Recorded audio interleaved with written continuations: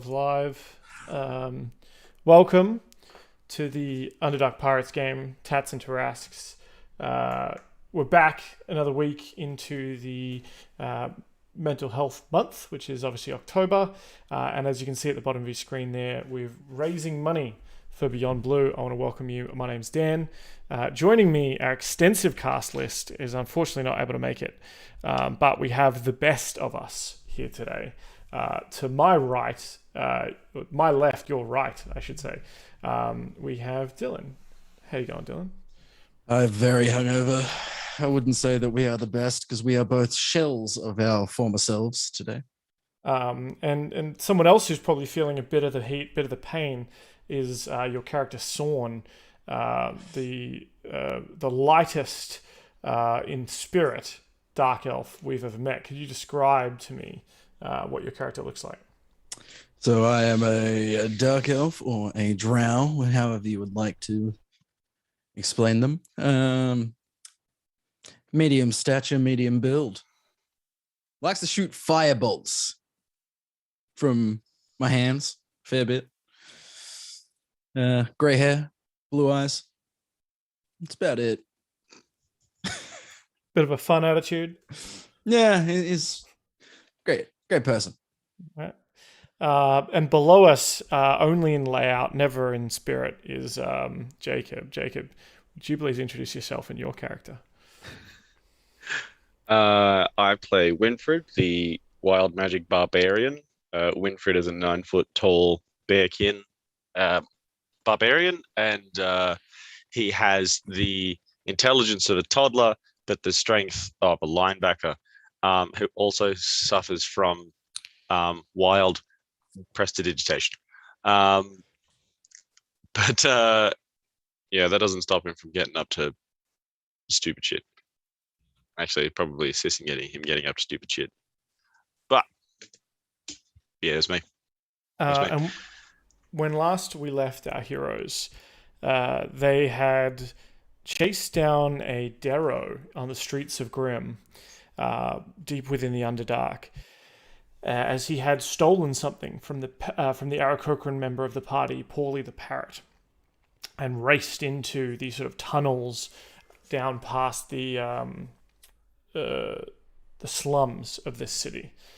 And following Winfred's nose, the party kind of made their way through these tunnels, chasing after the smell of the Darrow, as Sorn luckily had been able to grab his hat before he fled, although unable to grab the Darrow proper.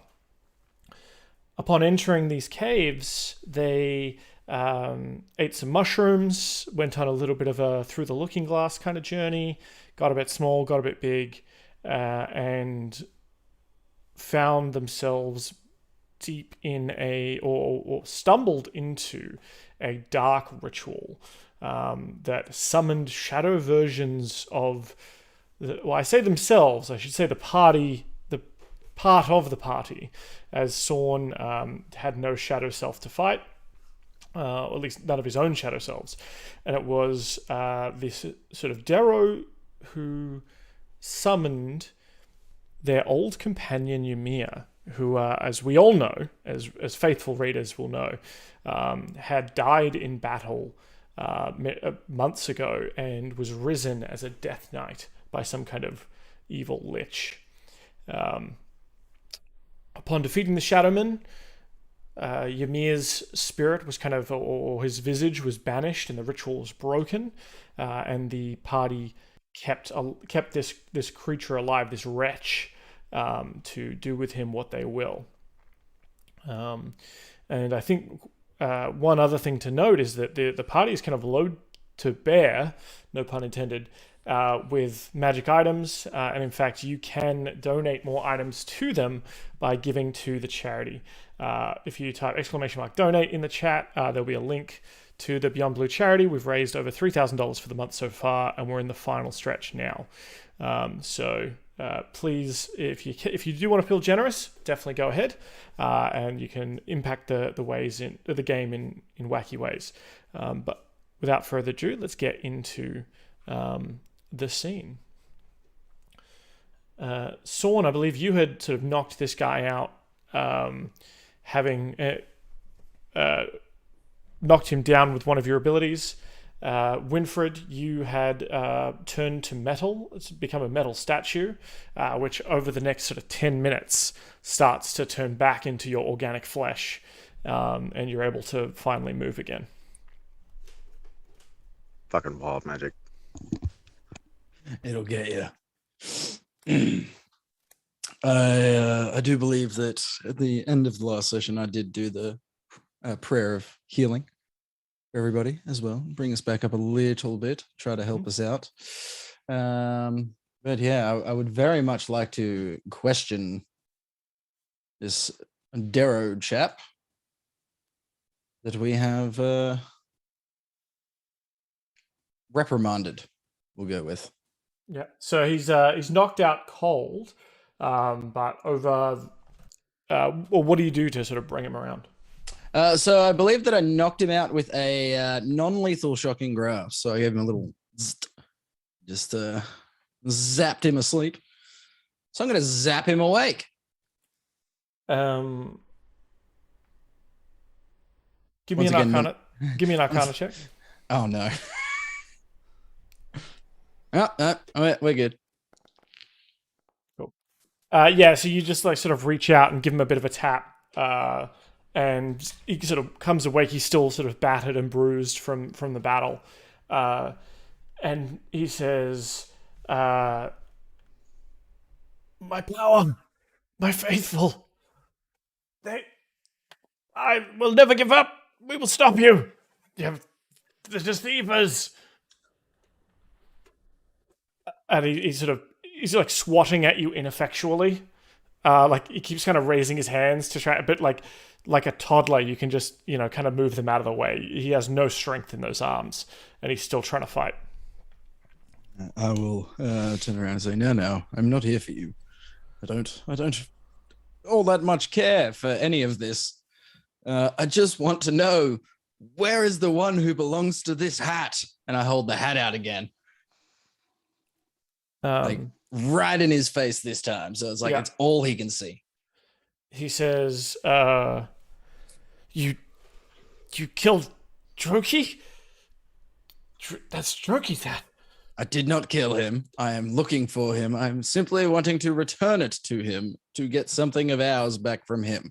But you four are the great deceivers. His unholiness.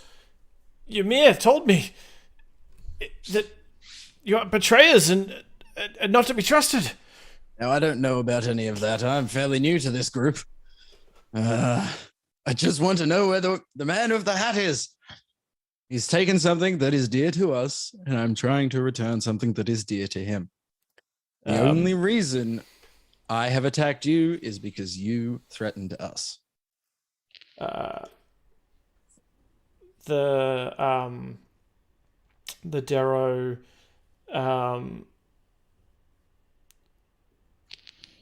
sort of starts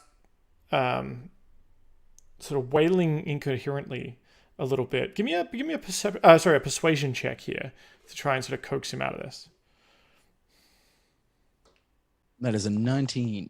Yeah. So after a little while, as sort of Winfred's slowly getting feeling back in his toes, your sort of calm, reassured comments to this guy that no, we don't know all about all of that. Like, I'm just trying to get this guy's hat back. Eventually, his rambling sort of starts to wind down, and he says, "Oh, Drogi, he's always running late. He never has time to stop and chat. I think he's delivering something for the Grey Ghosts." And who are these Grey Ghosts? But I don't trust them. They don't believe in his unholiness. They don't know the secret that she's coming. They are non-believers. And then at a meta level, have we heard of these Grey Ghosts in the last couple of weeks? Or is this a new faction that we haven't heard of yet? Jacob, do you know? Grey ghosts. No, I don't think we have. So no, there's the Ember Chode group. I remember them. I remember Apart from the what was it? The gnomes or something that we ran into. But apart from that, no. All right. I don't think we've ever run into these people before. Okay, fantastic. Yeah, because I remember the Bragan to Earth, and I remember the Ember Chode group of people. All right. Where would I find these grey ghosts that you speak of? If one were looking for them, where would I find them? So out of this chamber, there's sort of two main exits. Your Underdark sense of direction is quite good. So I'll say that there's obviously the crack in the wall in which you came. To the southwest is sort of a lake, or a large lake that you sort of heads back in the direction of which you came. To the northeast, the cavern kind of goes deeper. And to the southeast, there's sort of another branching track going deeper as well. So there's sort of two main pathways you haven't come from, if that makes sense. The Pupido says, well, you just missed Droki. He came through here. I told him to go away because he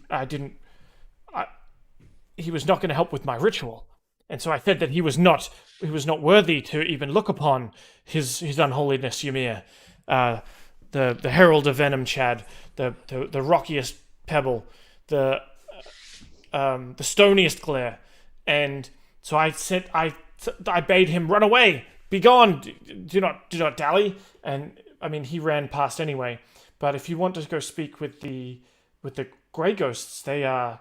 So he points to the southeast of where Droki went, and says, "But if you want to go speak with the grey ghosts, they are up that way." And he points to the northeast, sort of deeper into the cavern. He says, "To the southeast it's the fungi people." The fungi people. Would these be myconids by any chance? Lots of mushrooms. Lots of mushrooms. Winfred raises his hand, like a child in class. I'm like, ooh, I know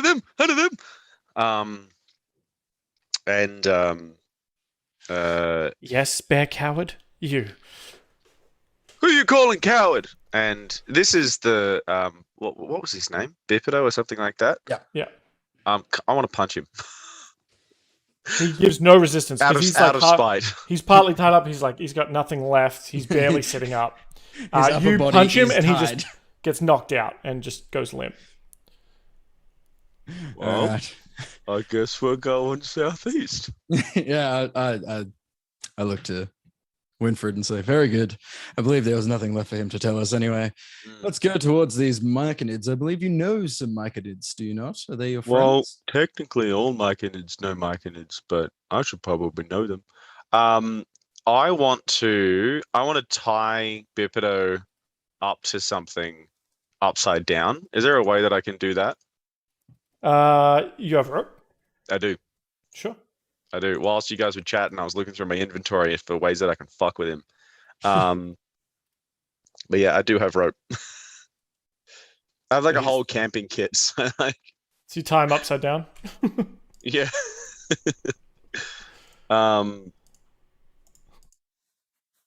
So yeah, like, oh wait, yeah, I've got 50 feet of rope and a shovel.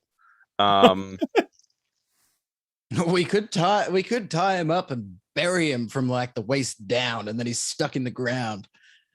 That's better. Yeah, no, I'm gonna do that. I'm gonna bury him in the ground, so his like head is just like is just above the ground, like he's from the neck down, he's on the ground. And if he wakes up, I'm just gonna knock him out again.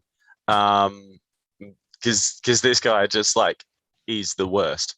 So Yeah, I mean, he was trying to summon Ymir. Yeah, pretty This guy much. sucks.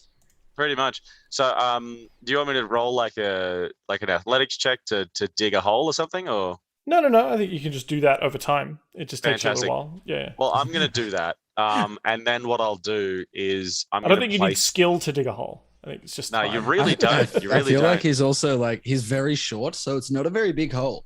Most of Australia's labour force is just digging holes. So, Yeah. yeah. So, yeah. No, I'm gonna do Sorn, that. I dug a hole. It's filling with water. Sorry. Yeah, so I'm For all gonna you do that, castle and then I'm fans. gonna put like the skulls that were surrounding the room, in a circle around him. Yeah. While Winfred does this, I'll. And then while I'm doing it, I'm just gonna like mutter to myself. I'm just gonna like, "This is what you get for summoning evil versions of my friends, you little bastard." I'm going to put some dancing lights around where this hole's being dug as well, so it's well lit for you. So Well, it's not well lit; it's dim lit. So you've tied him up and you're putting him in a hole. So what? Just his neck's hanging out, or are you putting him in? Are you planting him upside down? What's happening here? No, I'm digging a hole and I'm putting him right way up in the hole.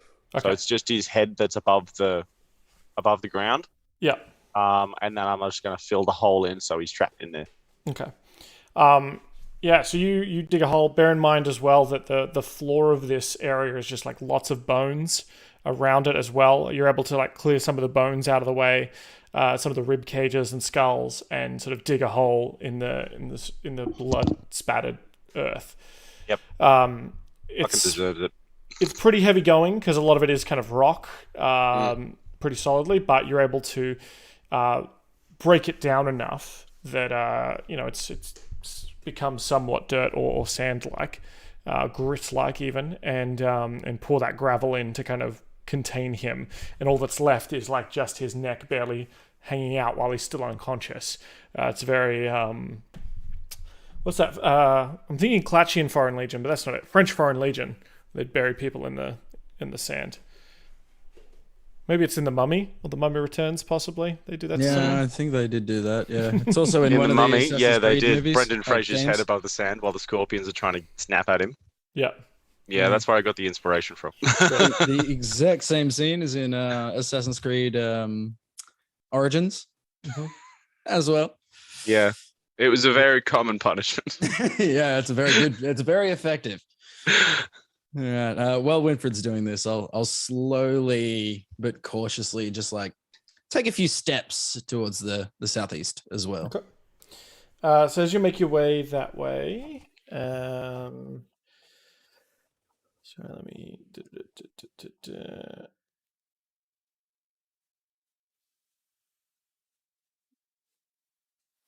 All right, so you start making your way through these tunnels. If you remember, the tunnels have a number of mushrooms on the walls and growing on the floors, and there's sort of this moss that's growing along the walls that provides like little bits of light. Not a lot, but it's for your eyes, Sorn. It certainly is plenty. You can see in absolute darkness as if it was dim light, if I remember correctly. Yes. They sort of curve gently, and you sort of make your way slowly down. Give me a perception check. Perception. Normal roll because that's a natural one. I don't see shit. Yeah, in fact, you see so little that you don't notice it until you actually just like bump into, like you see a wall, and you don't realize until you get super close to that wall that it's actually a dense forest of giant mushrooms. Okay, and you bump into one of these like this. It's sort of like the size of trees. In fact, it looks like something like this. If this pops up, fantastic. And you, as you're sort of looking around, you can see that there is sort of a path through, though it is obviously quite difficult because there's sort of essentially bushes and shrub size and tree sizes of mushrooms. You start hearing sort of a hissing sound start to rise, like uncounted tiny voices whispering in tongues you don't understand. Okay. Just want to double check something really quickly. Where is it? Because I do have that here. For the duration, you can read the thoughts of certain creatures when you cast a spell. Each time, you can the surface thoughts. To use detect thoughts, do I have to understand the language, or do I just get the gist of what is being thought? Are you able to link it in the chat? Or if not, I can go to D&D Beyond. Couldn't be easier. Did not work. Winfred starts like seeing all the mushrooms and stuff, and starts just like introducing himself. Like, "Hi, I'm Winfred. Hi, I'm Winfred. I met you guys up in Slip-to-Lip. Hi, I'm Winfred." While Sawn's like on his phone researching Iconids, I'm just like, "Hello." You did it if it fails. So it's detect thoughts you're doing or tongues? Thoughts. Right. Because I've got the ring of thoughts. Yeah. You are pretty confident. I'll save you this. You look at these and see that these are like trees. They're not the Myconid race that I think Sawn would be knowledgeable of, having lived in the Underdark. Yeah. Winfred does not know this. He just sees mushrooms and he's like, "Friends!" Yeah. So you sort of walk up and there's just this wall of tree. This is like you feel probably somewhat more at home here, Winfred, than you have in a long time in the Underdark, because this is like a small forest down here. Yeah. Or a large forest. You can't even see like how deep it goes. I would also, if there's a moment, like to use a healing potion while I'm just like walking, just pop a healing potion because I need it. Yeah, and it probably takes you a good sort of, if you're just walking along, you've waited for Winfred to do some of that digging. So I'd say probably 40 minutes have passed or so as you're making your way down this corridor to this forest. And we'll jump into, this is kind of what it looks like. Ooh, very fancy. So it's very difficult to see through. There's plenty of light kind of in the area, but some of the mosses and things like that certainly do glow. But there is that sort of creepy hissing sound whistling through the air. Winfred, as you go up and you sort of do you hug the trees, or do you just say hi and wave? I'm gonna say hi to them. Mm-hmm. Because trees are friends. Yeah. They don't seem to respond unless the susurration of the whispering is a response and you can't understand it. I'm going to just walk up to one of these trees and try to. Is there anything like, because they're obviously talking or whispering or something? I want to try and discern like if they are magical or sentient sort of beings. All right, give me a nature check. Nature. Can I assist in this nature check? Certainly. Okay. I will pop what do you do another to one. assist? Tell me what you do to assist. Well, So, what is it that you're trying to do, Sawn? Sorry, I just trying to discern whether they are like sentient creatures or if they are enchanted in any way. I want to tell Sawn what I know about like mushrooms and myconids from my experience in Sloop-de-Loop. Does Jacob want to tell us what his experience is with myconids and Sloop-de-Loop? I decline to answer. I just want to roll and try and assist. No, you can just assist. So you tell Sawn about your little mushroom friend. What do you call your mushroom friend? Toad. So you tell him about Toad and how Toad is because he's a little toadstool. Is he young, small Myconid and how you met and convinced, I think, the ancient Myconids to come help you fight the Demogorgon. And you describe kind of what they look like. And with that help, Sorn, I mean, you're like, I'm pretty sure I've got it, and then Winfred starts telling you the story. As your first roll was your best one. I think maybe his assistance wasn't super required, but it was a lovely story. And your eyes are opened in terms of you're like, oh, that's what that tiny hat is. Yeah, that makes a lot more sense now. I thought it was just a fashion piece. I thought it was. I thought you were very fashionable, Winfred. And now that I'm aware, I need to say hello to your hat every time I see you. Oh, he doesn't talk back. He's just there. He just listens to everything because I said that I'd take him on a grand adventure. Yeah, so he's much like an iPhone then. Just listens to everything. Whatever that is. So Sorn, you're having a look at these mushrooms. You think these are firmly planted in the ground and not alive. In fact, you think the whispering noise is actually sort of the air passing through the sort of the sponginess of some of these mushrooms and causing a kind of whistling. Okay. Now, you also notice that it would be very difficult to pass through this forest without it'll be difficult terrain effectively because you'll be like squeezing through past mushrooms and pushing some over a little bit. It is sort of like a dense kind of somewhat shrub area. Can I discern how far in the density goes? Yeah. As in, it seems to go a fair way in terms of you could walk through there, but it's going to be difficult, right? And as far as you can see, it goes on for at least sort of 130 feet. Sorry, just fixing my lights because since I've moved things around, they are all over the place. Okay, so I wanted to discern that. I'm very washed out at the moment. Bear with me.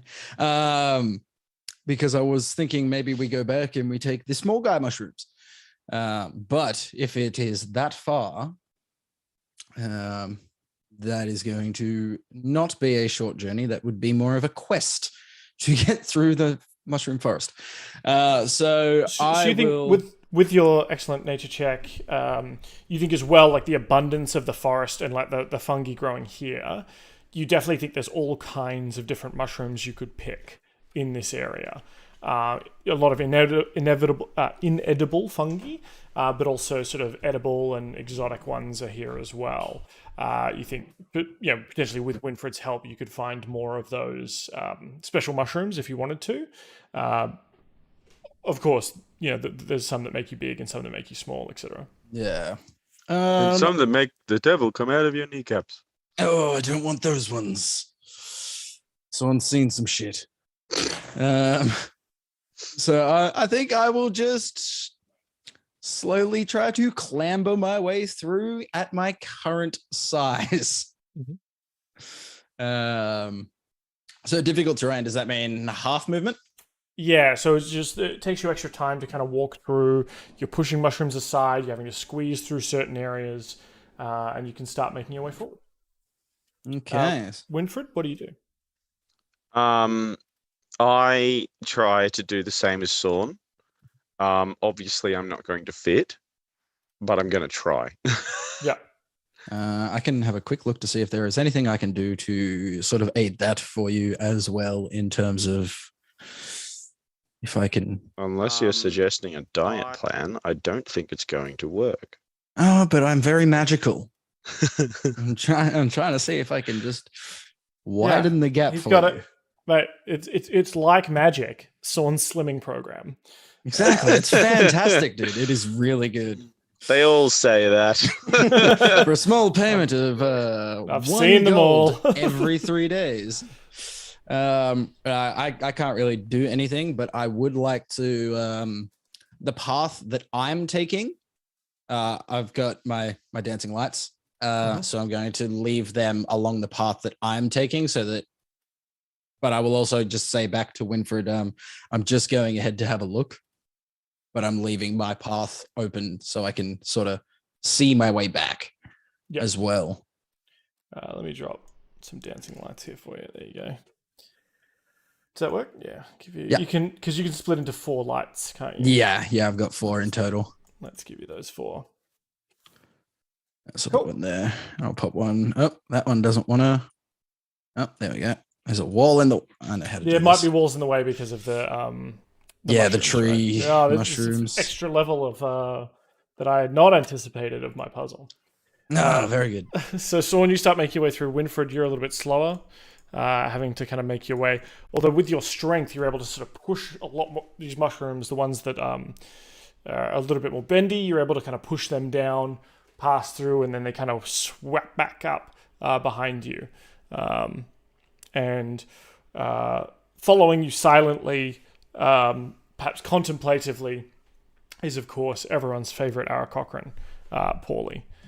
He's silent. Oh my god. Yeah, That's he's new. He's I'm sorry, but silent and contemplative is not the words that I would describe Paulie as. Can we swap him out for a silent and contemplative Thorindir? Because that makes sense. Paulie is sort of looking around, thinking, maybe even muttering to himself, like, you think you hear little snatches of it that's like, no, Ymir was an idiot. No, it wasn't my fault. No, absolutely not. No, it was his fault. Couldn't have been me. But you've known to Paulie long enough now that in these Underdark confines, he does get a little mad. So perhaps a little bit out of character is not actually out of character for him. I would once I get to the point that I am at, would I be able to discern from where I'm standing that this is sort of like a little bit of a fork in the cave system? Absolutely. All right, I would wait here for Winfred to catch up to this fork and once again hold out the hat and just say, Winfred, are you able to discern a direction from here with the hat?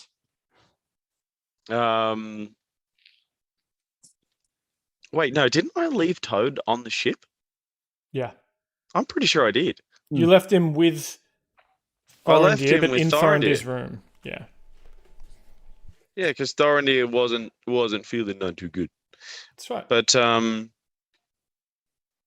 no, I'm not wearing the Myconid hat. Oh God. I have to like navigate through this thing. Yeah, I just mashed the arrow keys on my keyboard until it worked. And that's how I got through. I just brute forced it. It worked. Fucking Jesus, Dan. From Holy here, crap. from where you are, come to where I'm standing. Can you see me? All right, so here, and then you can go all the way to here. So theoretically, I'll just pause here. Theoretically, I did put a small circle on most of the mushrooms. So the actual mushrooms themselves are what's blocking you. Yeah. Right. But Which you can shows see how the many mushroom, there but are. you often can't see past the mushroom, if that makes sense. Yeah. Yeah, okay. So as you get to this point, you see the intersection that Sorn is in.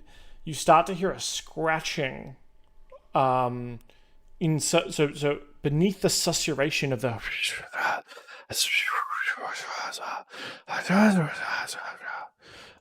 the whispers through the wind through the mushrooms. You start to hear a scratching in the mushrooms around you.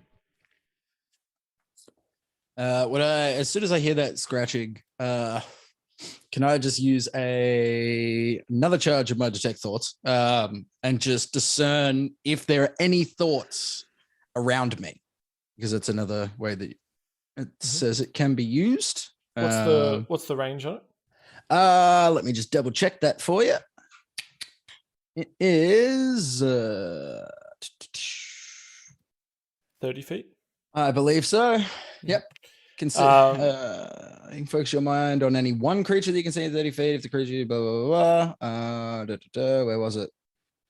You can also use this spell to detect the presence of thinking creatures you can't see. When you cast the spell as your action during this duration, you can search for thoughts within 30 feet of you. Mm-hmm. This spell can penetrate barriers, but 2 feet of rock, 2 inches of any metal, other than lead or a thin sheet of lead can block you. Yeah. So a 30 feet circle around me. So I'm going to say this is the first time you're using it, because I told you didn't need to blow it earlier because you knew that these weren't real creatures.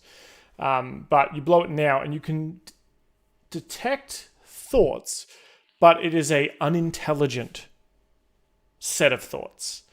Am I able to detect which direction? Yes. So you can detect, and in fact, it upon closer inspection of this spell, sort of above and below you, so like, above and below you, just coming out of some of the mushrooms in general, you feel sort of a swarm, so multiple low-level intelligence. No specific thoughts, or it's very hard to grasp because it's a multiple minds making up like a hive. Yeah. I will relay all of this information back to Winfred and say I'm picking up 2 mental signatures that way and that way. I cannot discern anything that they are thinking, but it does sound like many minds make the one.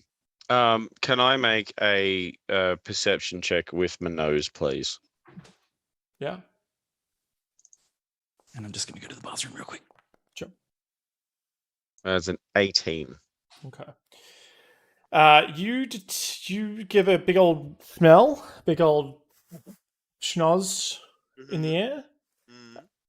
You find that this place not only smells of just mushrooms in general, but you're starting to smell insects and centipedes and like bugs, essentially, that live in these mushrooms. And you can kind of smell and hear them coming alive.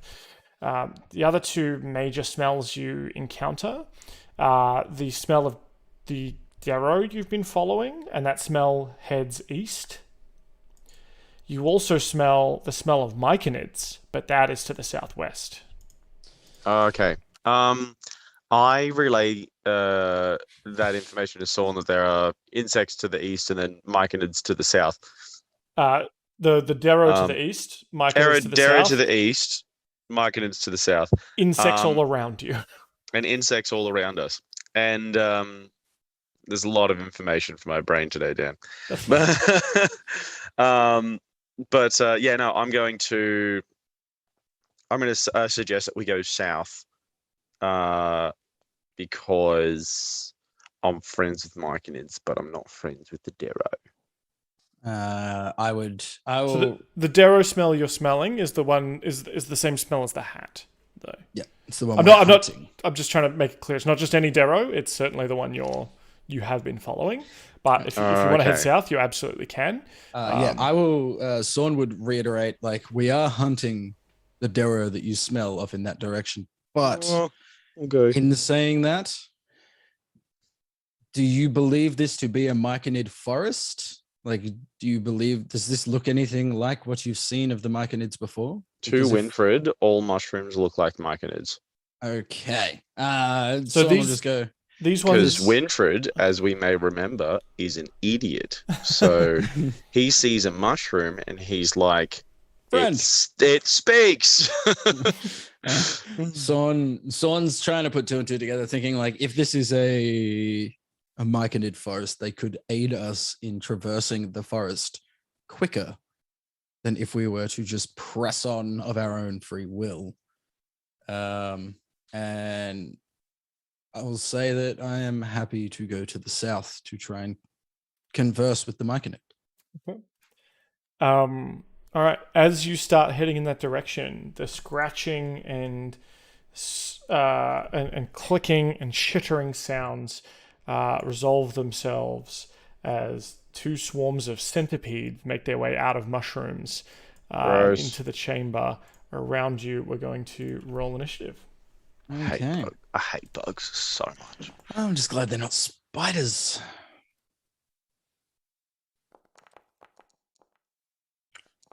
Ooh, that's a very nice 19. That's a good roll. So these insects as well. So they're these swarms of centipedes. Now, bear in mind, because of the thickness of these mushrooms, you are at a you're moving slower. So obviously it's difficult terrain, and they don't seem to have any trouble traversing these areas. They just sort of crawl around from one mushroom to the other. Yeah. Okay. Sorn, you are first to act, though, having sort of been caught not by surprise, having felt their lower level of intelligence coming. I will just continue my way to the south through. I'll go my maximum movement that I can in here, which will then bring me straight to this guy. And then I'm going to thunderclap Cool. this swarm in front of me, and pop them with 9 points of thunder damage. Creatures within range must succeed on a con save. Okay. And it is a 15. They definitely don't cut it, and so they're sort of thrown back. Is it 15 feet, 20 feet? Thunderclap. It just says create a burst of thunderous sound that can be up to 200 feet. Within range. Succeed on a constitution save. Will take It's thunderclap, not thunder wave. So it just does like an AoE damage around you. Yeah, 9 damage in 5 feet around me. Cool. And Winfred just hears a very loud boom. Yeah. Somewhat muffled by some of the, like it echoes weirdly in here because it is absorbed by the spongy matter of a lot of the fungi. But those insects, you sort of knock out close to sort of half of these swarming centipedes as they start sort of crawling and trying to crawl all over your skin. Yeah. That's literally all I can do anyway. So I will I think I went 10 feet before my attack. So I'm just going to just get that other 5 feet in there as well. And like that, I'm using that boom that sort of echoed weirdly because obviously Winfred can't easily see me in here. I'm going to the loud noises are the indication of where I am. Yeah. Yeah. So you definitely, even if you can't make out his slender form through the forest of stationary myconids, Winfred, as you see them, you definitely know where Sorn is, having made his presence heard and felt. The insects near you are going to start scurrying towards you, Winfred. Okay. But they sort of climb on top of you, but use their whole action to do so. And they start sort of climbing up your fur and up your legs. But it's your turn. I'm like, oh, I hate bugs, and I'm going to go into a rage. Okay. And do my wild rage search. Give me a moment.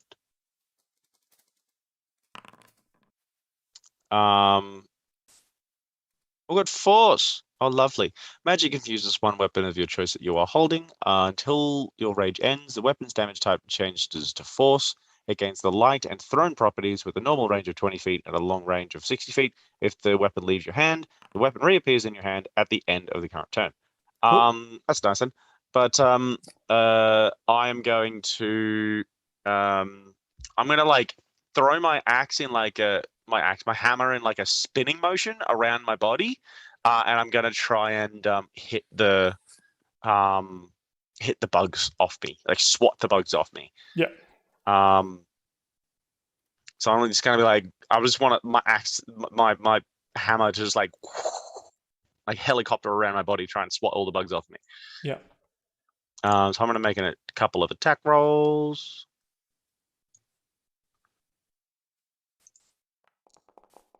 There we go. Do either of those hit?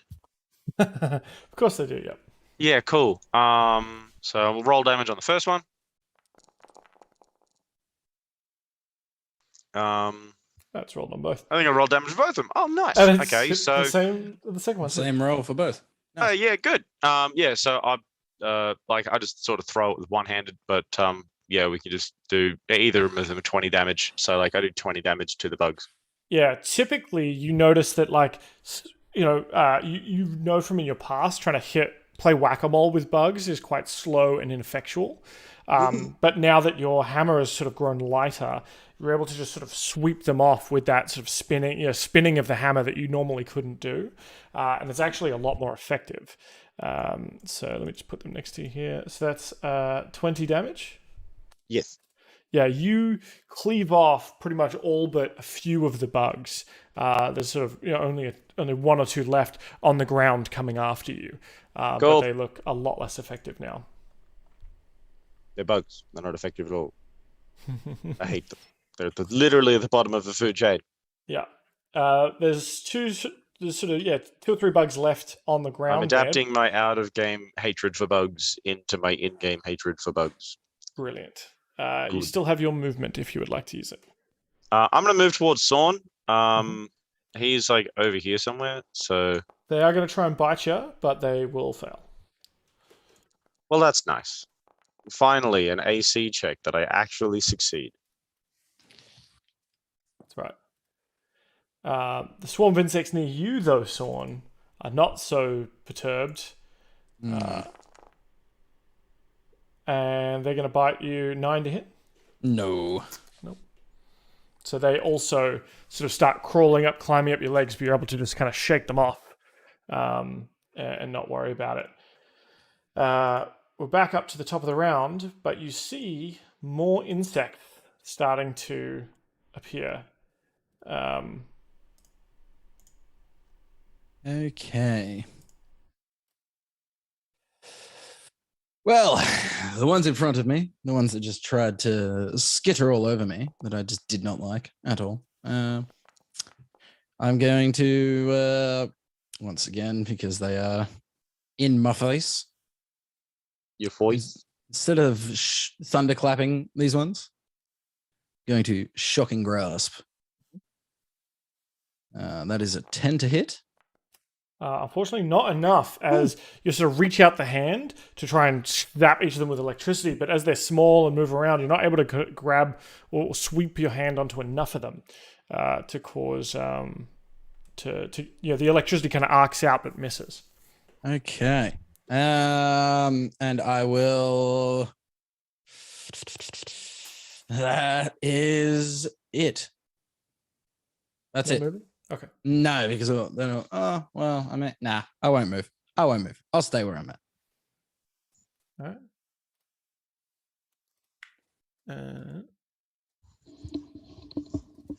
The insects that you sort of battered come after you again, Winfred. Mm-hmm. This time, sort of nipping at your ankles, 10 to hit. I assume will not hit. No, it doesn't. Okay.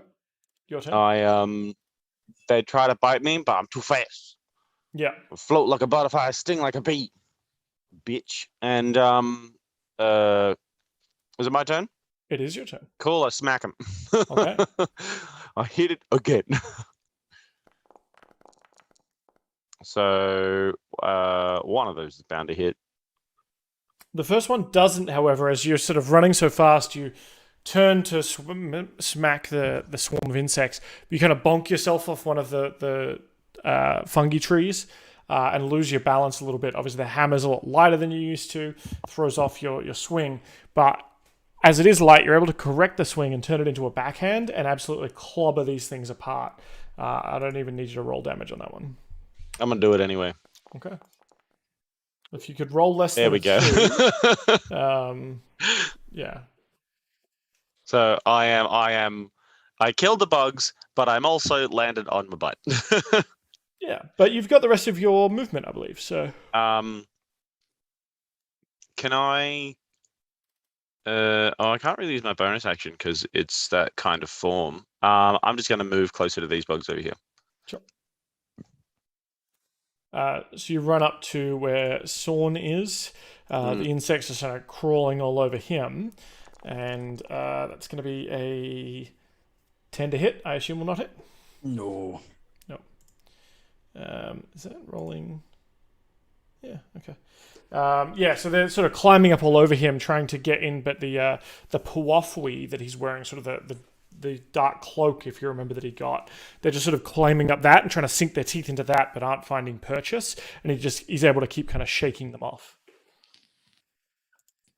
Very good. These insects over here, though, are going to start making their way up. They're going to climb onto you, Sorn, but spend their entire turn doing so. And then these ones over here start skittering over. But it takes them, they're making their way over. They're very small. They got thousands of tiny little legs as we get back to Sorn's turn. All right, I'm going to back. Oh, actually, sorry, top of the round means you guessed another it, more insects. Great.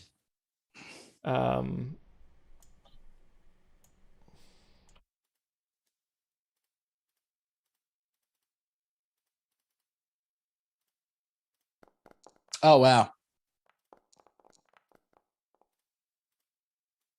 All right. Cool. Still your turn, Sorn.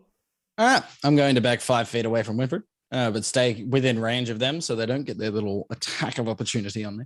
Yep. And then I'm going to thunderclap. Mm-hmm. And so that hits all of them around you. They've got to make con saving throws. Con save of 15 for 12 damage. Well, they succeed. And they succeed. They certainly do. So you sort of let out this clap of sound, but the insects are able to. They sort of get knocked off you and onto the tree trunks of these giant mushrooms. But then they just sort of cling there, stop for a moment, and then start marching towards you again. Yeah. Okay.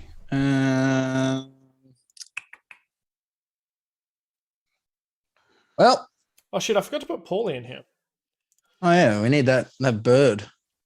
He sort of just like lands in the middle of the fight and starts swinging. So I started swinging. Oh mate, he's up there with you. So Paulie kind of lands after hearing the double boom. I'm just going to say he kind of lands in and sort of swings at the insects that you'd already kind of done a bit of damage to, Sorn. Yep. Dealing 8. Does he get sneak attack on that because they are technically engaged with me? He certainly does. Let's turn on sneak attack for Paulie. Oh, he's no longer sneaking. How do we make... Oh, wait, that should work. Let's see. Did that roll? No, it doesn't roll sneak attack. Oh. Why?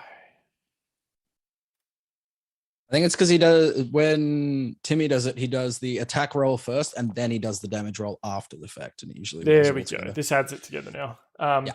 So he dives in against this group here and absolutely slaughters them, killing one of the swarms of insects. And he looks up at you with a cocky smile, turns his head to the side so you can see one of his eyes, gives you a big wink, or you assume it's a wink because you can only see one of the eyes. Yeah, I don't know if he's blinking. and he says, "Oh, come on, mate, you got this. You're better than this."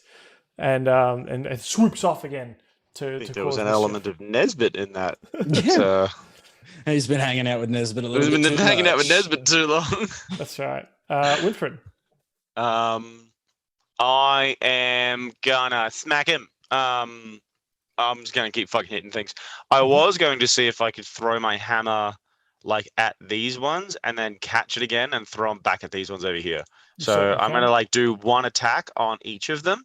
Yep.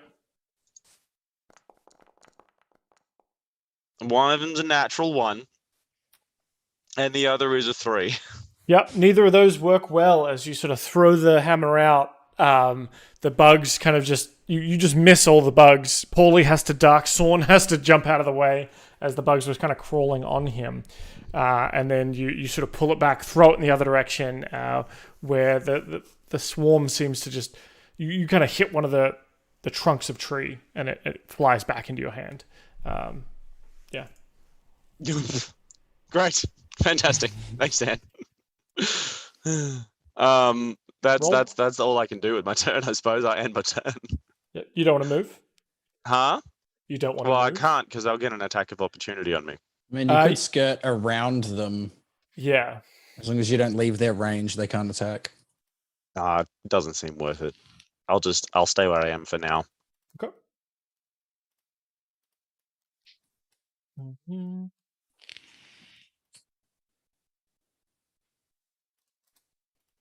You're just in range for these insects to jump on top of you. Wonderful. Glad you didn't move. Mm. These ones are going to come and climb on top of you, Sawn. These ones are dead. And then these ones are going to try and climb on top of Paulie. They're actually within range to attack, though. They bite Dear Paulie Boy, dealing 8 piercing damage.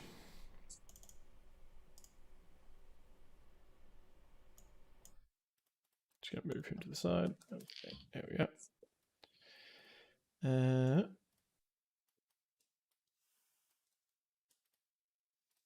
These guys are also going to make their way to you, and they are actually in range because you didn't move.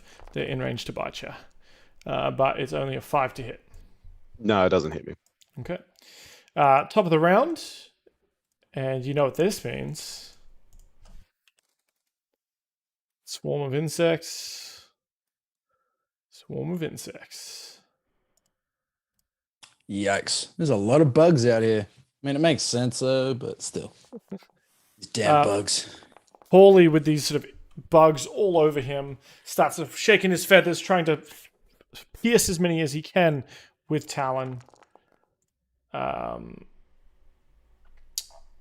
to hit will hit for 16 piercing damage. And then he's going to attack the second one with the rapier. Oh, sorry, the dagger. It's not that much damage. It's 3, 4. He pins a couple of these insects to the tree behind him. You just hear the sickening kind of crunching sounds of a dagger going through chitin and carapace, and sort of the crunch and squelch of innards. And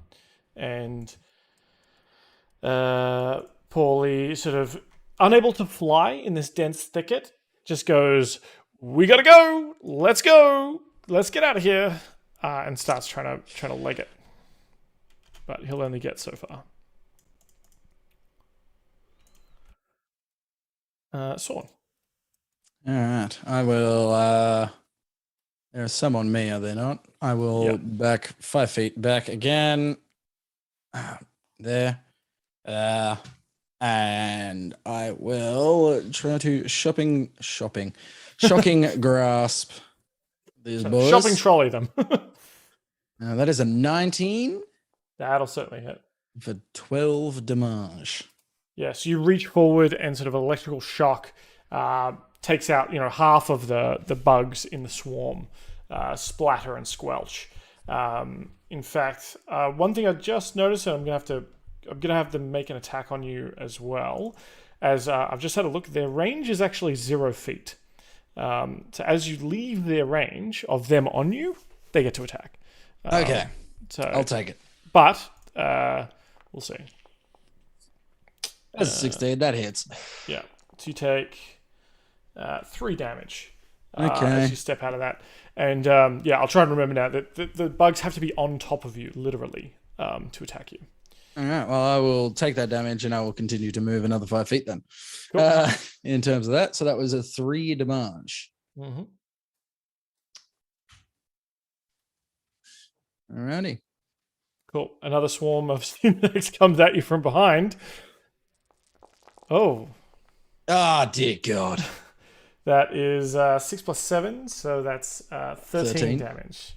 As just you sort of step away from one, having shocking grasped sort of that first swarm, you bump into one of the mushrooms, and just a ton of centipedes land on you and start sinking their little mandibles into your neck and shoulders. That's terrifying. That's not a nightmare I needed.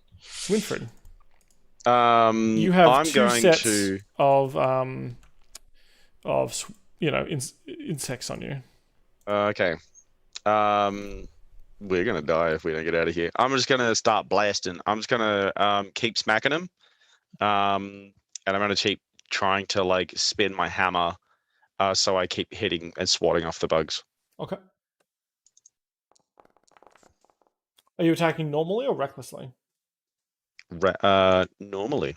Okay. Recklessly? I didn't know that was a thing. Barbarians can attack recklessly, which means you have advantage, but any attacks on you are also at advantage. No thanks. I'll just roll normally. I don't think I need that kind of stress right now. Sure. The 23 will hit, the 11 will not. So you hit the first swarm. Let's have a look at both of their healths. They're both sort of very healthy, these swarms. Let's put them back on top of you. So the first one, do you want to roll damage for one of your hits? Hang on. My foundry isn't working. Hasn't carried across.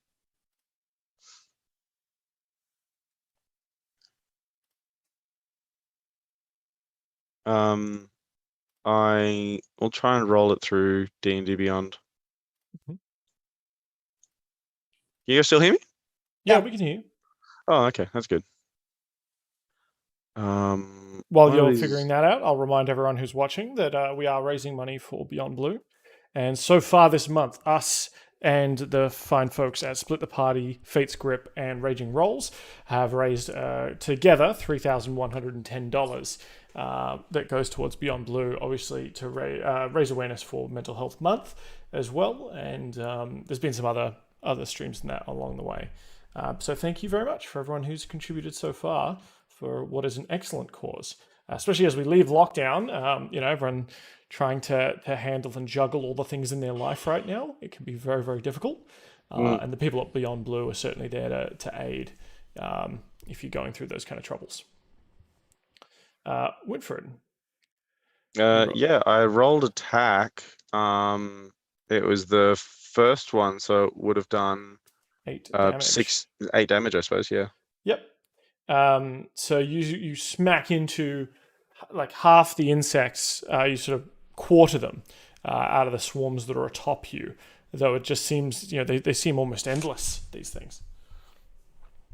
Okay. Would the stress of having my worst fear come to life trigger a wild magic surge? Roll a d20 for me. D20. That is a whole 6. Okay. Yes. So you feel something start sort of welling inside you. Roll me a d100, please. D100. That's a 1. So that is a natural 1 on a D100. That's never happened before. Yeah. I cannot even fathom what may happen. You start Terrified. You start sweating uncontrollably. So much so, and it comes out in sort of like thick, greasy drops, and just sort of is just sort of pouring off you. It's sort of like that what's that meme where the guy looks super worried and super stressed and Oh just yeah, like Key and dripping, Peele. Yeah, Key and Peele, I get what you mean. just dripping off your fur until there is a puddle of what appears to be grease all around you within 10 feet. You and all the insects around you must make a dexterity saving throw or fall prone. This is not half as bad as I thought it was going to be. So Yeah, I'm definitely not going to be using any fire spells. That's a 7. You fall prone. Wonderful. Look, on the Exactly upside, what I needed. so do one of the insect groups. One of the insect groups are fine. I fucking hate wild magic. I swear to God. I love it when I use it for my rages, but I fucking hate wild magic. A lot of the other insects, though, are fine, as one of them is able to sort of keep clinging to you, but one of them has fallen off. Yeah. So you've fallen prone, so it takes half your movement to stand up, which you still have your movement. Yeah, I'll do that, and Cool. I'm gonna move away from them. Okay. So just like a. One of them will get an attack of opportunity because it was able to hold on to you, but the other one won't. Okay. So let's go. Bitey bite. Does a That 12 hit your AC? my AC is 12, so Okay. I'm gonna say no. It does. Or You take it 2 does. damage. I'll take 1 damage of that. Correct. If it meets, it beats. Yeah. Right. Yeah. All right. One of the other swarms moves on to Paulie and is going to bite him. This one that's a bit damaged. Oh, hello. Oh god. So that's 7, 8, 9, 10 damage on Paulie as the centipedes just start sort of biting into him. He's letting out crazy squawks as he tries to shake them off. The ones that you shook off come after you, Winfred. Climb back aboard. Oh, actually, he's going to have to make another dex save. Yeah, he's fine. Climbs back aboard ya. Just goes for a bit of a ride here. That's another 4 damage. I fucking hate wild magic. I swear to God. This is so useless. I thought it was going to be so much more useful than this. I actually have a new wild magic surge where the first, you know how I got you to roll a d20 at the start? Mm, Depending on what you get there, it can either be extreme, moderate, or nuisance. right. And then from Right. there, you roll the d100 and we see what we get. So there's like the nuisance ones are a bit more like, eh. Yeah, I get you. Whereas the extreme ones they all look pretty fucked up.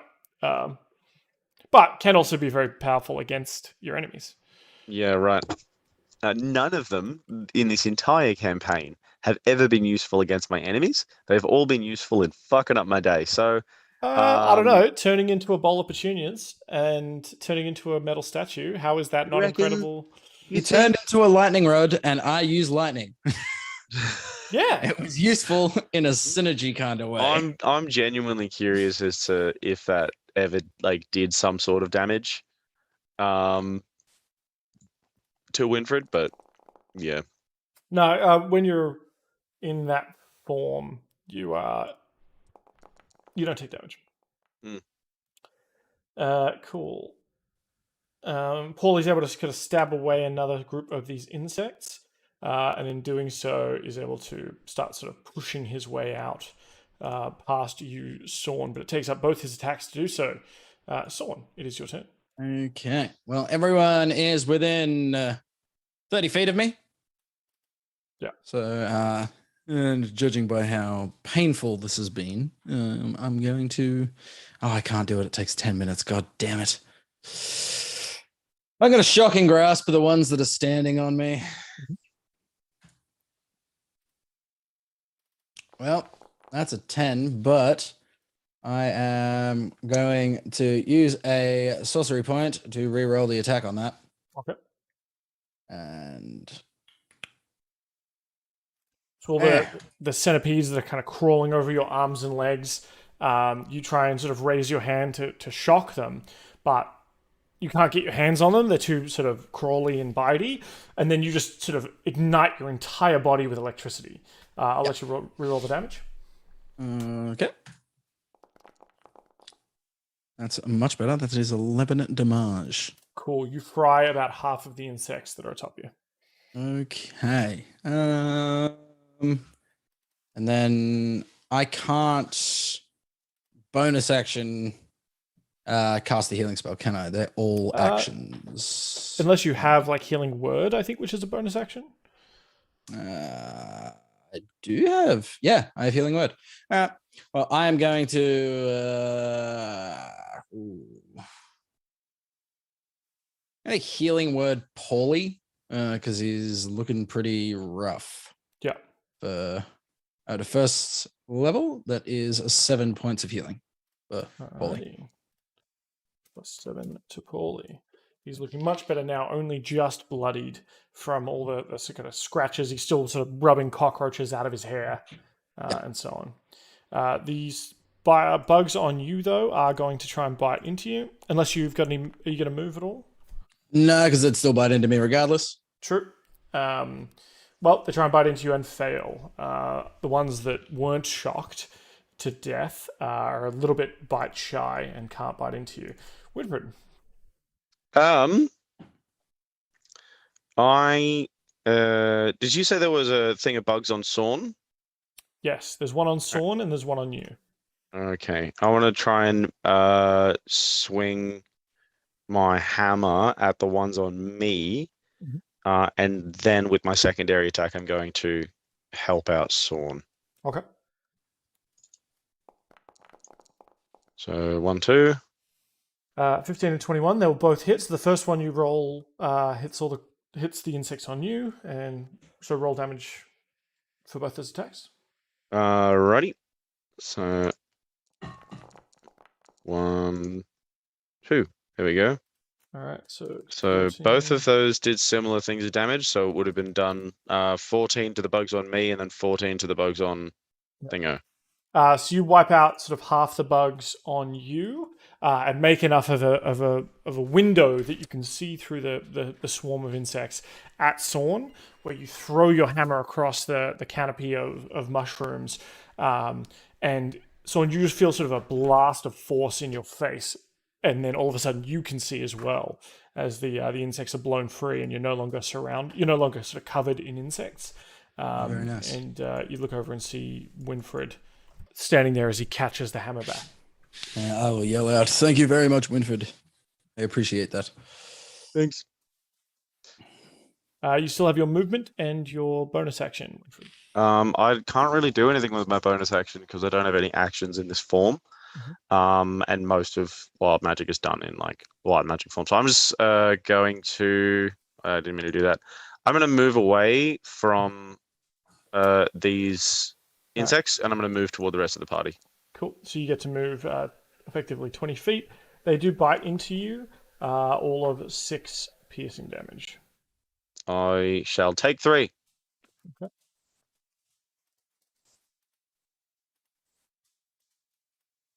Insects start coming towards you. They can taste the Winfred meat, and start making their way towards you. Oh, this one's coming for you though, Sorn. This sort of half a swarm tries to bite into you, but no luck. I'm going to say even with that one, they kind of fall off you. You're able to kind of shake them off onto the ground, Nice. where they're out of reach. There's this guy. 40 feet. Alrighty. Paulie is going to step forward and try and ram his rapier into these bug boys. Doing 9 plus, I think it's 2d6 sneak attack.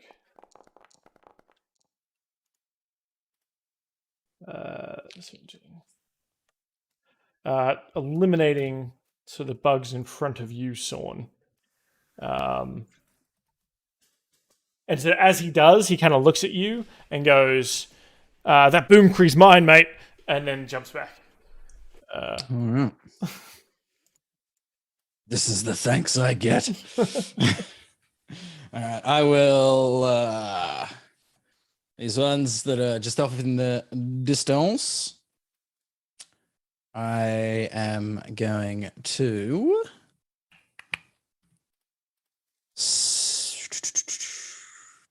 Yeah.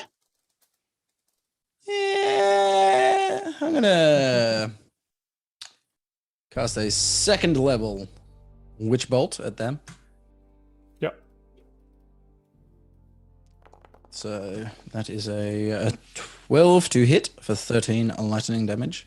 12 does hit, and 13 lightning damage fries at least half of the insects scuttling towards you. And then I will also second level healing word on Winfred. There it is. Neat. That is 9 points of healing, and then I will also take my movement to back up as far as I possibly can. Right. 9 points of healing for Winfred. Thanks. Cool. Winfred, it's your turn. Who else can I throw my hammer at? Where There aren't any bugs on me, are there? Oh, there is. I'm going to first address the Yeah. bugs on me, and is there any on Paulie at all? No, he's been Okay, able to cool. So back I'm it just up. going to get the bugs on me, and then I'm going to throw my hammer at the ones over there, Hmm. and I go smack, smack, and I'm guessing both of those hit. So I'm just going to Absolutely. roll damages. So the first one does 12 damage. So the one on me does 12 damage, and the one on the other one does 12 damage. Yeah. So how do you want to do this? I want to perfect my hammer spin that I've been working on this entire battle, and I want to treat it like a like a like a sort of like a fancy boomerang. It's like flick the wrist, and it just does flicking bugs all off of me, and then it's going to go around and hit the other bugs as well, Yeah. and then I'm going to catch it. Luckily, Sorn is just too far away to get bug bile and bug pieces all over him and his beautiful hair. As you just hear sort of a skittering and cracking noise, as sort of a crunch of these things being destroyed by your swinging hammer, and with that, you've created enough space that you're able to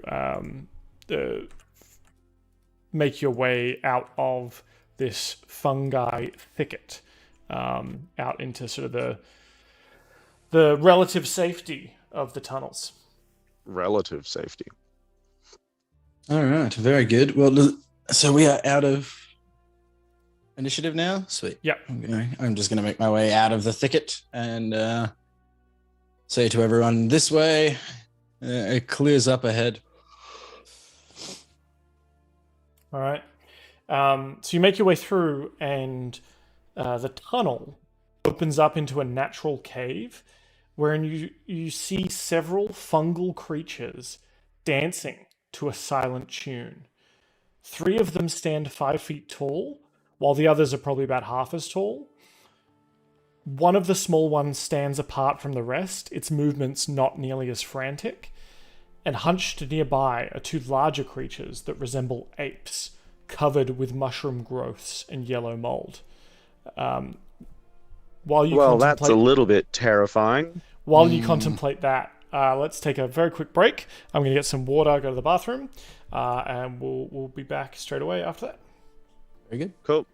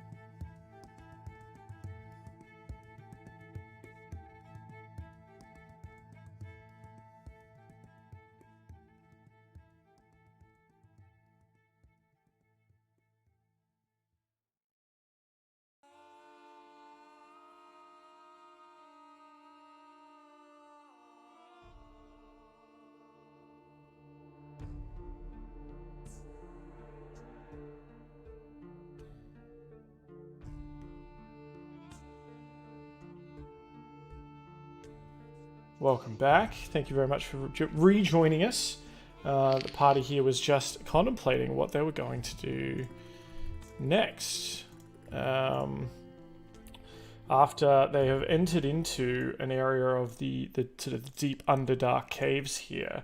As I mentioned, there are several fungal creatures, 3 of them standing tall, while others are sort of half as tall, and one of the small ones standing apart from the rest. As well, there are hunched nearby 2 larger creatures that resemble apes, covered with mushroom growths and yellow mold. These fungal creatures are moving and swaying their arms, dancing around, kind of just dancing in place, not even kind of moving around each other. For crab. Yeah. They're just sort of like a wacky inflatable manning. Nice. Basically time for crab. That makes me happy. All right. Well, can I discern if they give any care as to us coming out of the mushroom forest? They don't seem to change their behaviors at all. If you're still sort of on the edge of this kind of clearing or this cave, then yeah, they're just still standing in the middle of this cave, kind of just jamming out to some sort of invisible tune. Loving the jam. Awesome. I will then just relay that information to Paulie and Winfred and say they don't seem to have taken any notice of us, whether or not they know that we are here or not. They just don't seem to care. Maybe we should just hop down here and watch them for a spell and take a load off and just get a little rest in, because that was mighty difficult getting through those woods of, well, the fungal wood. I would like that. The 2 motionless creatures look like this, and you get a sort of a good look at them as you spend the next hour just sort of hanging out, eating trail rations on the edge of this cave. And for the full hour, these there's sort of these 3 taller mushroom men and 5 smaller mushroom men. All but one of the small ones are sort of like jamming out, going crazy for the full hour, just not even noticing you. They move around a little bit, they walk around a little bit, but mostly kind of they just seem to be. It looks like a dance. And yeah. All right. Over that hour, I'm just going to sit here, tend to my wounds a little bit, and just watch, try and discern anything from these. I'm not really trying to discern anything because I'm looking after myself. But yeah, just chill out and watching. Yeah, just like, that looks kind of cool. And if we remember, for everyone playing at home, these are what these creatures look like. These myconids. I love the little myconid puppy. Yeah. Is it just me, or do they just constantly look high? Yeah, well, like they look fucking blazed. Could be. All right. And if you're okay with that, I will take my short rest now. Yep. Yeah, you 2 are successful in your short rest. Able to do whatever it is you guys get back at short rests. That did not roll enough hit dice at all. I rolled 1, and that was a 8. So I'll just roll another and another. So that was 10, 18 plus. Roll hit die. So use up 3 of those, and that was. I restored 13 hit points, which is nice. That was 18 hit points for me, so I will go on 8. Apply. Cool. Did I? Nope. Okay. Well, I will get up, dust myself off, tend to my new Pewafwi. Clean it up a bit because it is the nicest item of clothing that I do currently possess. Yep. I want it to look nice, so I'll clean that up and offer a symbolic hand to help Winfred up because I am not strong enough to lift a bear. But I will offer as a nice gesture to be like, come on, let's go and try and find out what we can from these mushroom people. Okay. Winfred sort of like takes Sawn's hand and like he doesn't take the assistance, but he just holds Sawn's hand while he lifts himself off the ground. Someone's like, thank you for realizing my strength is not all that. What are you talking about? I always thought you wanted to hold my hand. That too. Good handhold between friends. And I will make my way over to, like, I'll slowly move towards the group of mushrooms and monkey men, but cautiously, but non-threatening. Sure. They make no notice of you as you walk past the sort of monkey men. They don't even turn their heads. They are just sort of fixed, staring ahead into nothingness, it seems. And the Myconids continue dancing. They move about a little bit. Occasionally they'll take a step or two while they're sort of flailing about, doing their thing. And even as you sort of walk into where their circle of dancing is, they just sort of slowly adjust and walk around you as if you're not there. Having you've just stepped up, they're just kind of almost ignoring you. I mean, they know you're there. They don't bump into you, but they don't. They don't bump into you. They don't try and push you out the way or anything. All right. Can I say anything beyond them with my 120 feet of dark vision? Sure. I just want to join in on the dance. Is that all right? Can I just start boogieing, even though I'm not listening to any music? I just want to start boogieing next to these people. Absolutely. So you start boogieing with them. Sawn, you see, obviously, the way you came in, there is also another corridor that past this cave that continues on to the southwest. The sort of continues on, looks pretty clear. Winfred, as you start boogieing, though, you see sort of a spurt of spores fly out from each of the Myconids and begin to kind of fill the air of the room and then start to slowly settle down upon you and Sawn. Do they? I do have my hood up just in case they require skin contact to do anything. Are you actively trying to avoid these spores? Because they'll fall like in front of your face and stuff as well. Okay. If they're gonna fall in my face and stuff, then nothing. Never mind. You can't. I mean, you can tell me that you can avoid it. If you want to. I don't think I would see this as threatening. Just based off of what Winfred has said about Myconids that he's dealt with in the past. I wouldn't see it as threatening in any way. Yeah. So I'll just, when that happens, I will just like throw up some dancing lights around and turn it into a bit of a disco. Cool. So you feel a voice in your mind, and you kind of start to feel thoughts. Feels a little bit different. It's a bit intoxicating. It's sort of like a real smooth, and you hear like a, "Hey man, welcome to the dance. Yeah, right on. Just get with it, right? Yes, dancing. Oh, and you brought the lights, my man. Yeah. So Okay. welcome. It's so very weird. Yeah, this took a turn. My name's Voosba. What's your name? Little mushrooms? I think they might have taken some of the mushrooms. Oh no, that doesn't sound good. I mean, it can be a lot of fun, but you don't want to take too many because otherwise you'll hallucinate your own death. But are they not mushrooms themselves? That's what's I so mean- wild about it, dude.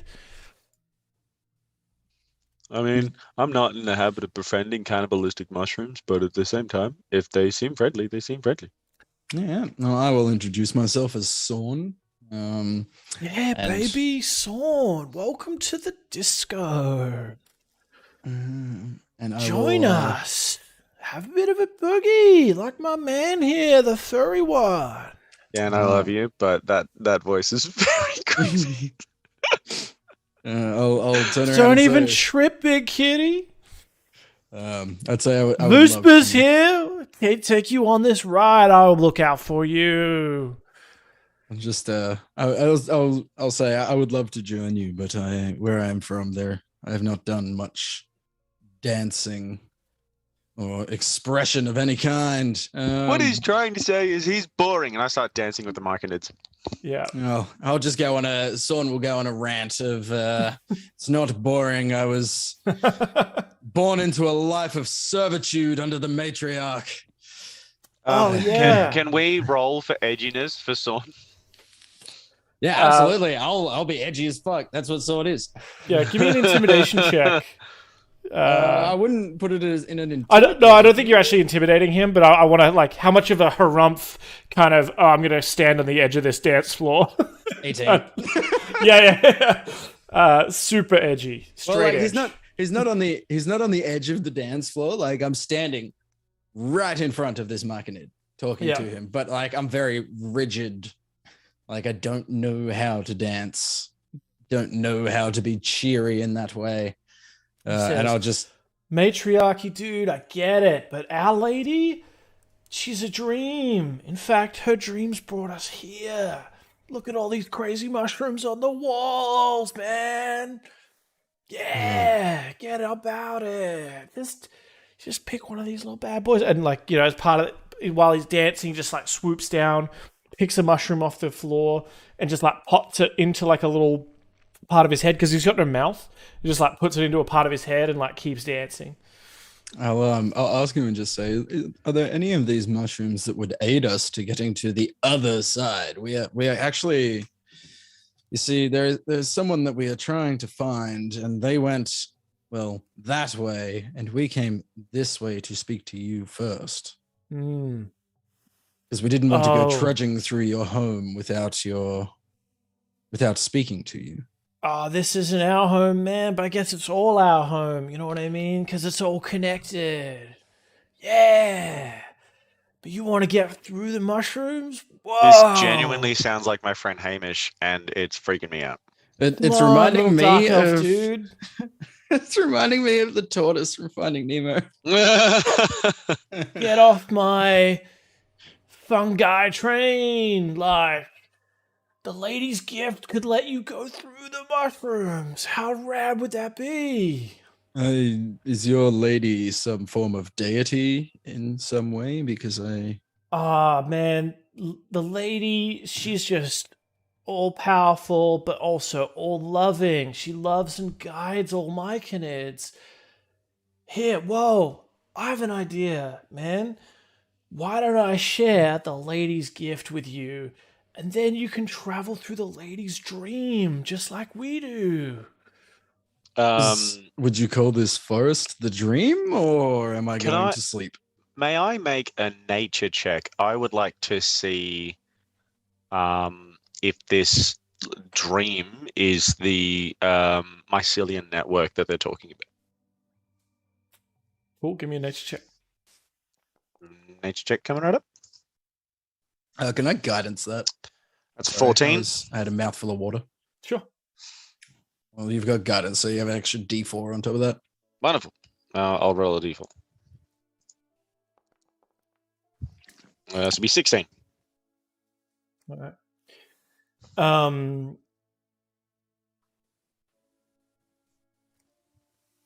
right. Yes. You think this has to do with the mycelium network? Okay. And they could be just talking about, sort of using you've heard druids talk about it in terms of, like, above ground. Certain druids, once they reach, like, a certain wisdom, They learn abilities that let them pass through trees into like, all trees are connected because they're all one with nature. Right. You think maybe it has something similar to that. Um, uh, However, you feel as you think that sort of a shiver goes down your spine, and there is sort of a bit of trepid. You feel um, sort of a feeling of distress that's not your own. Um, I'm gonna say to Sean, but Sean, I don't feel so good about this. My spidey senses are going off, and they're telling me that we, and no, I don't like this at all. I will immediately cast Detect Thoughts on the monkey man closest to me. Um,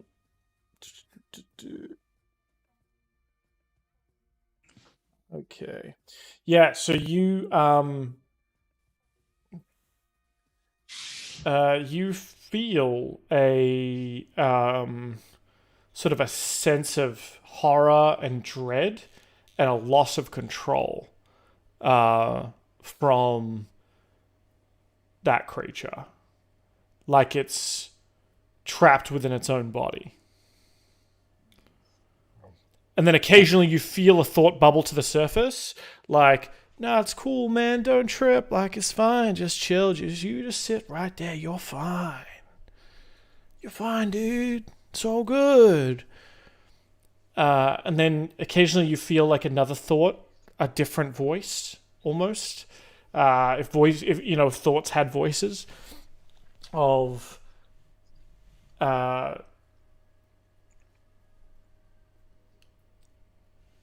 this isn't right. This is no. We shouldn't. That no. I don't think this is right. This no. I shouldn't. I mean, this dance. We shouldn't be dancing. No.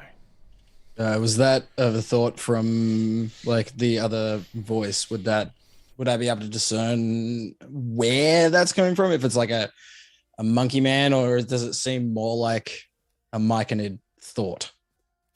With your detect thought spell active, I'll say that yeah, you're able to kind of hone in on the one of the smaller myconids that's off to the side that's not really dancing as energetically as the others. You feel that it's coming from that creature. I will immediately go over to. I'll thank the taller one and just say, "Do you mind if I converse with everyone else here? Is if we're all friends?" The main voice that's sort of been talking to you, he's like, "Of course, man. We're all one here, dude. Like it's all you're speaking to me, you're speaking to everybody. You're speaking to him, you're speaking to me, you're speaking to them, you're speaking to us, dude. Whoa, Okay. isn't that just so incredible? No matter who you're It's, speaking to, it's like you're speaking to all of us. Fuck." Yeah, uh, so and this definitely sounds like the mycelium network, and this is the way that the myconids talk to each other. So they don't talk to each other, but they talk to each other over like a. It's kind of like the internet. You might want to ask a narrator about that one. I'll just turn around and say, well, I heard that one in particular, and I would very much like to speak to him. Even if the others, but I would like to converse with him face to face, if that makes sense. I would like to look at him in his spore holes. So I when don't think they have you eyes. no, they have. I mean, they kind of have sort of what you would call eyes, but they don't really have mouths, certainly. Yeah.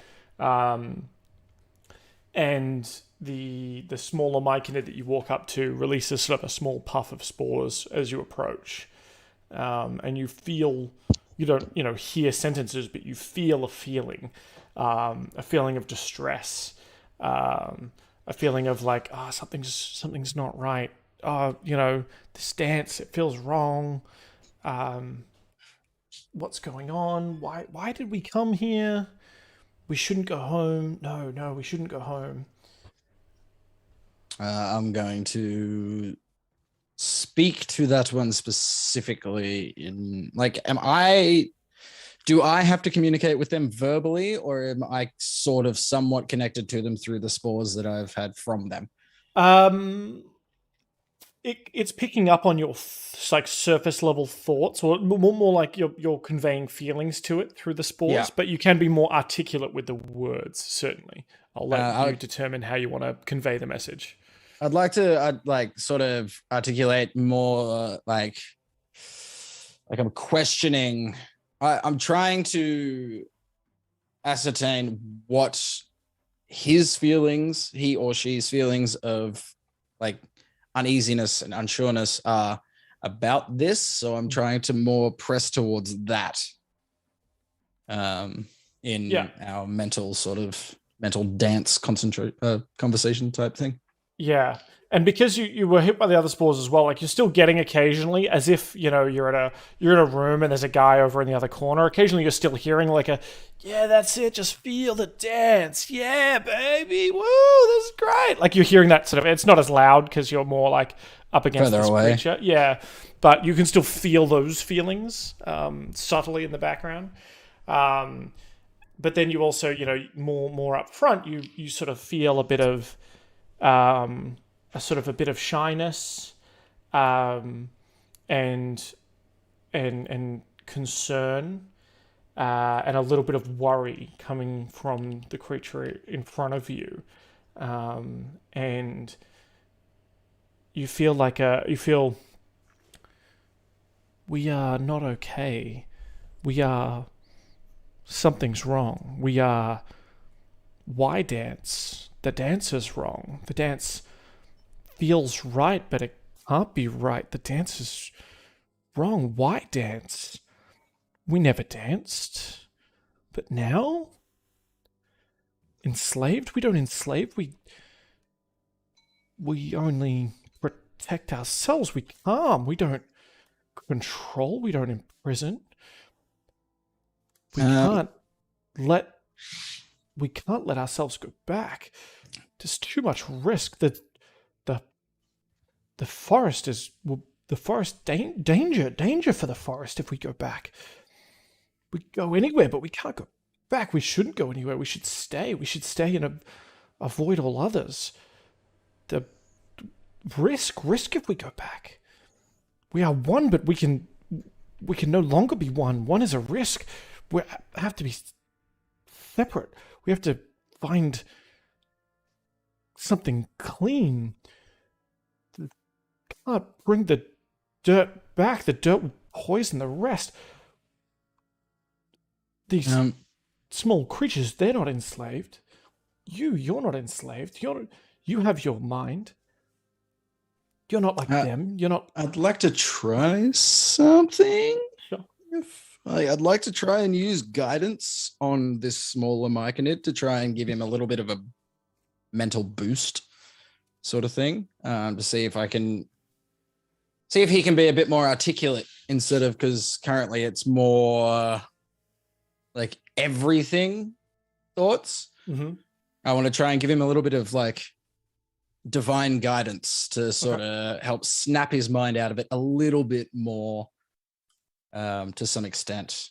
So you have to reach out to touch him. Do you say anything when you do that? I gesture my hand up in front of him, like non-threateningly.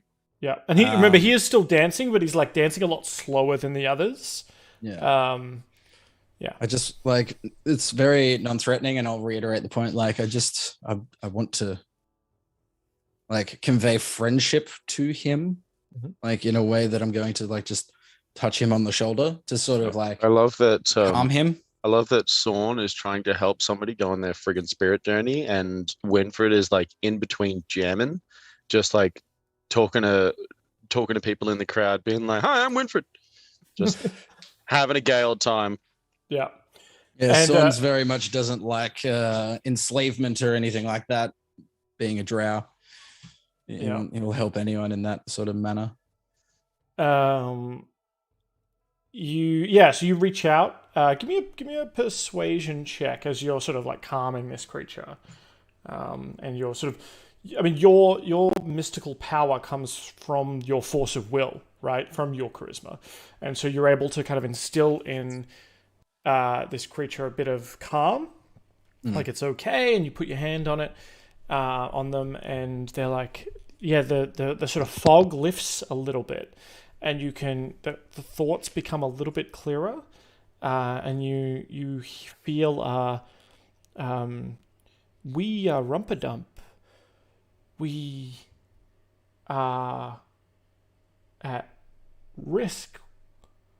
The lady is kind, but her kindness comes with madness. The ability to travel is for Myconids. If do not accept it, do not accept the ability. It is powerful, but at what cost? You could never go home. If you go home, you put your family at risk. The other drow, your drow would, like my people, if we go back, they are at risk. The spores, they spread. Every time you use them, they spread. Not these spores, not the talks, not the you call the mouth spores, the thought spores, not those, but her gift, those spores. They spread, they grow, they gestate, they pass along, they make more spores, they make more, they spread. I will. Do not accept from Vusper. He means well, but his mind is gone. He is no longer connected to the people. He is only connected to her. And I will. Take me with you. I cannot be around them anymore, or else I will lose my connection to the people, and I will only be connected to her. Alright, I will ask. Oh, what was their name again? Rumpadump. I will ask Rumpadump if Rumpadump is able to aid us in traveling through the forest, and then we will have. If we are to take them with us, would they be able to help us through? And then I would find a way to try and cleanse them of this spore that is currently infecting them. Mm-hmm. He says, yes, in your language, a curse. That's what it is. I can help you get around the quiet ones, the still ones. They're sleeping, but I can help you through them. They do not move for just anyone. But if you want to go through them and pass through to the other place, to the connection, to the Legion, you would have to take the gift. You would have to take the curse. But you have legs, and we can use that. You can use those legs. I can show you the old way, the walking way. I am okay with walking, but I will help you. Yes, please, and do not blame them. They came too close to the lady. The lady sent them a dream to come here to find these special mushrooms in these tunnels. But why? There's beauty here, but the gift she gives is poison. It has poisoned them, and they will bring that poison back and spread it if you let them. And you look over, like you're having this conversation, you look over and there's Winfred in the middle of them all, like dancing, matching the movements. And meanwhile, like while Sorn's having this conversation in the corner, Winfred, there's a conversation, between you and Vusper saying, yeah, dude, that's right. Oh, man. We're about to hit up the next club, though. Like, this place was really, really jamming. We're going to go through it, and he points over to sort of a bunch of mushrooms growing along the wall. He says, we're going to go through there and just kick on to the next place. You should come with us, man. Come with us to the next place. You'd love it. I'm going to show you how to hop these cracks. We're going to go from one place to the other, dude. Come on, furry mushroom, then. Let's kick this next place. And they all, the mushrooms start sort of walking their way to the wall. No thanks. I choose other things. And I go back to Sawn, be like, those guys were fun, but they kind of creep me out after a little while. Yeah, I will reiterate. I'll relay all of the information that I've got and tell Winfred that we are helping the smaller one with their curse. Hi, little one. And that is what they were all afflicted by. It is a curse, not a gift. Nah, it's a gift, dude. You just can't even see it. The lady's gift. It's great. Watch this. And like they dance on over to the and as they're dancing over, the one you've been talking to, Rumperdump, starts sort of getting up as well, and he starts dancing over. But you feel like a, please no, please, like I don't want to go, but we have to go. We have to dance. Yes. Oh, a donation from Daniel. Thank you very much for the $7. Just not enough to trigger a wild surge magic, I'm afraid. Or maybe we'd be more afraid if it was enough to trigger a wild surge magic. Yeah, look, I'm not a huge fan of wild magic lately. Doing my fucking head in. No. He did it just. He said he was going to send an item to Sawn. Thank you very much. So let's see what we've got here. Where is my...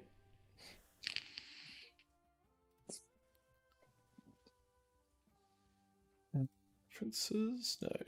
Tables.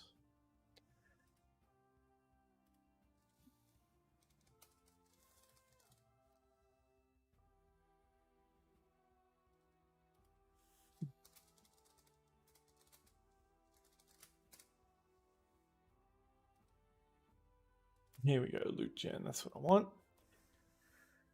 So if you want to give me in chat, Daniel, if you're there, if you want to give me an exclamation mark D100 to roll a D100, we'll see what that pops out for us.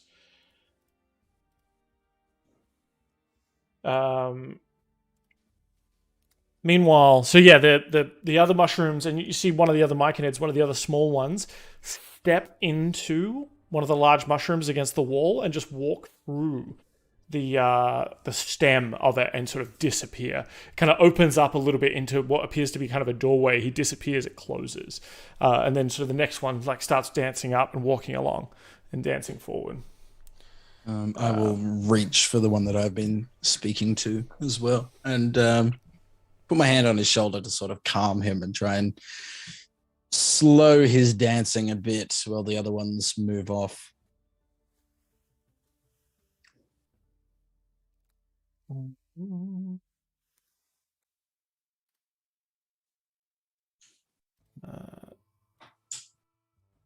Sorry.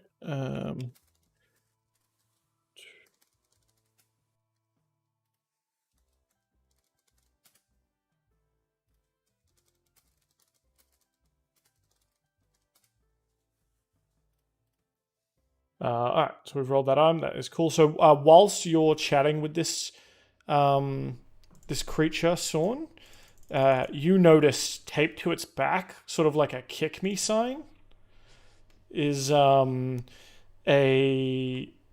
that's 1, 2, 3. Yep. Here we go. Taped to its back is a scroll. And you sort of are able to grab it. You peel it off its back as it kind of stumbles past you doing its walk. And you give it a quick glance. It is a scroll of gaseous form. Okay, what level is that? It's a level 3 spell scroll. Okay, I'm going to add that in now. And then it was gaseous form. Yeah. Thank you very much, Dan, for that donation to Beyond Blue. And thanks, that Dan. item. Cool. Right. Yeah, so you start stopping. You're trying to stop him from going. Is that right? Yeah, I'm trying to slow him down while the other ones move off so that I can stop him after they've gone through, sort of thing. Yeah. Give me an athletics check. That's going to be a contested athletics check here versus this Myconid. That was a 2. And I. Nope, that doesn't do anything. Okay, no. So yeah, you're sort of dragging behind this thing, and as he's sort of like dancing along, going like, "Well, maybe the next place will be good. Maybe the next place will be better." But no, we shouldn't be dancing. Why are we dancing? We're just spreading it further. This is not good. Why? Why do we keep going? And then the ape creatures sort of get up from their seated position and just start sort of walking towards the mushroom wall as well, whilst you're being dragged along behind this thing. I will quickly say to Winfred, Winfred's used bolster magic on me before to give me spell slots back. I'd say, Winfred, are you able to do that thing? Where? Oh, that thing that that Thorindir does? Okay. And he rubs his hands together and like puts his big huge palms on Sawn's shoulders and then says, "Take him down," and does bolster magic.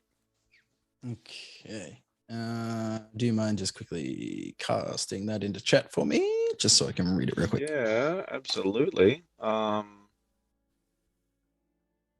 a second. Why can't I do it out of D&D Beyond?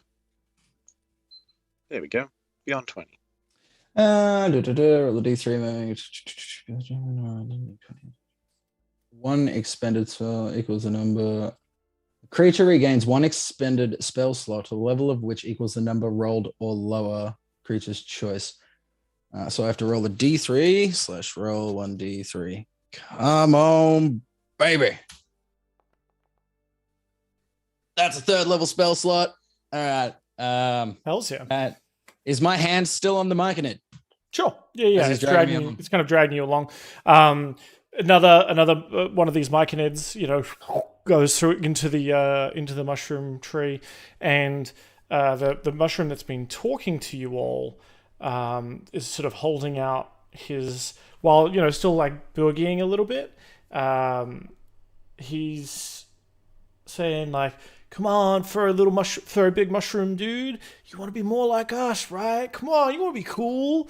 Come on through. We can teach you how to travel the network. I know you want to dig it. You can go anywhere.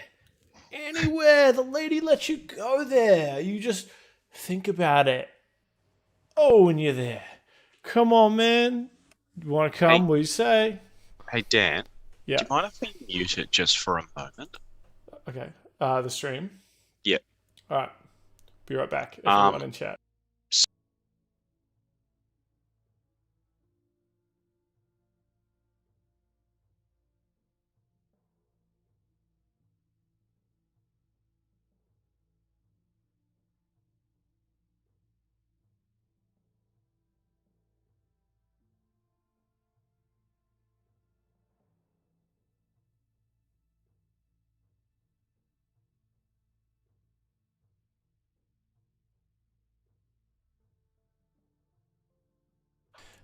Cool. All right. So at this moment, the tall Myconid is sort of reaching out to Winfred, saying, "Come on, dude. Come on, my little furry dude. Come with us. Come with us. Right, like it's right here. It's right in the wall." And then Sawn, you're kind of reaching out to this shorter Myconid that's sort of thinking to you through his spores, thinking, "Oh no. We shouldn't go, but should I? Should I go? I have to go. I have no choice. We must continue the dance. We must spread the dance as far as we can, but I shouldn't. I'm scared." And that's where we're going to leave it for this week. As hopefully, well, not next week, but the week after, we will be back. I'll be getting married this weekend, so I will be away. But we want to thank everyone who tuned in. Obviously, Dan, you're in the chat. You gave us some donations. Thank you to everyone who joined us over the entire month. Who we've raised $3,117 for the Cross the Streams charity event. so far, which is pretty fucking dope. And let me just pull up here the next.